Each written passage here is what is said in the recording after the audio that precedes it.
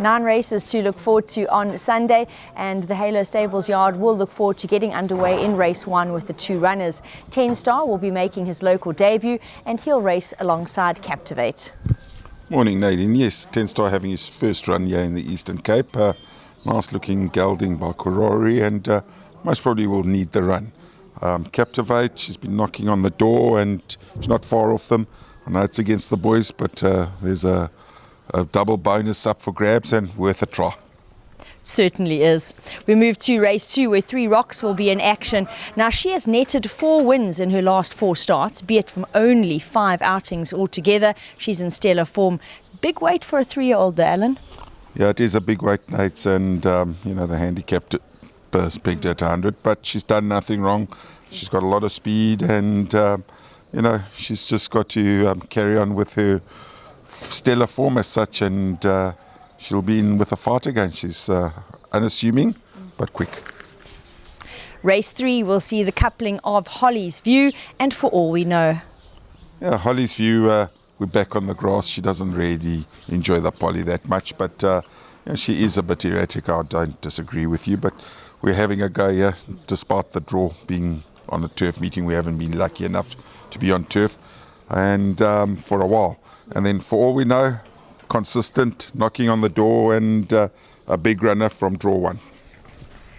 Talking about not having been on turf for a while, that brings this lady into play, Lady Mystico, and we'll see her in race 4. Now, she's in great form, but Alan, the concern is that of recent she has been the victim of a couple of surface changes, and she'll step out on Sunday off a break as a result. Yeah, would have been nice to have had one run under the belt running into this race, but we changed to poly, and circumstances dictated that she didn't run. But she's drawn nicely. She's in good form as such, and she's working well, looking well, and I think she's a huge contender. She's certainly looking well. She's covered in dapples. In race 5, Teatro steps out, and he'll be over 1400 again.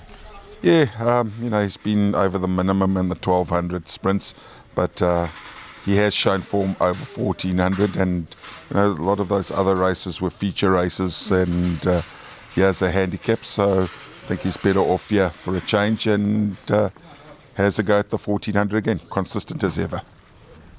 First of the features up next, the Betway Wedgewood handicap, a non-black type event for the fillies and mares, and here the yard will step out the 2 runners. Definitely Maybe, well, it's a dream team with Kendall Minnie aboard. He does get the best out of her, and Wildest Dreams, well, she romped to victory to win her last. Yeah, Definitely Maybe, stellar form.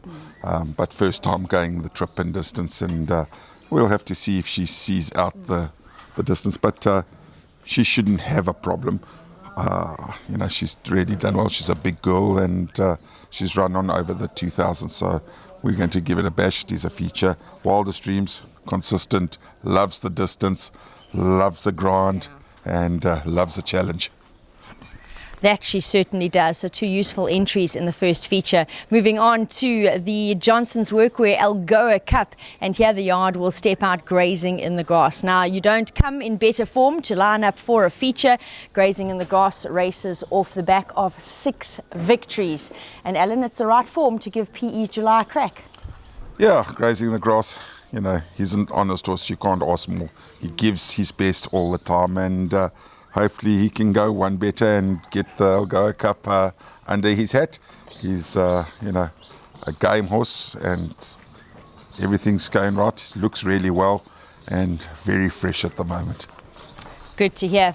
3 entries in race 8, and here the yard will step out Clifftop, who is in brilliant form. He won his last. It was his 6th career win. He'll be joined by Inherit the Rain, who ran a cracking second to him that day in the Craddock Place Stakes, as well as Whatever Next.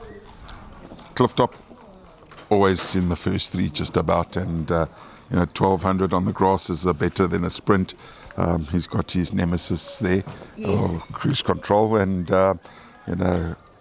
he, I think, has the upper hand being a 1200, but looking well. Wes gives off his best. Inherit the Rain, cracking run last time, and finishing off really, really strongly. And Whatever Next, he's out of form and coming down the ratings, and I think he needs to come down a little bit more before he becomes competitive. And finally, race 9, Path of Choice. Richard Fourie and this gelding get on very well, and they were once again in the winner's box together last time out. Yeah, Path of Choice, him and Richard do well together. He has come back or gone up to a mile, and we've taken the blinkers off. He does prefer the poly, but is adept at winning on the grass as well. Going to be a very interesting day for the yard, and they step out a good number of horses that must be considered as runners.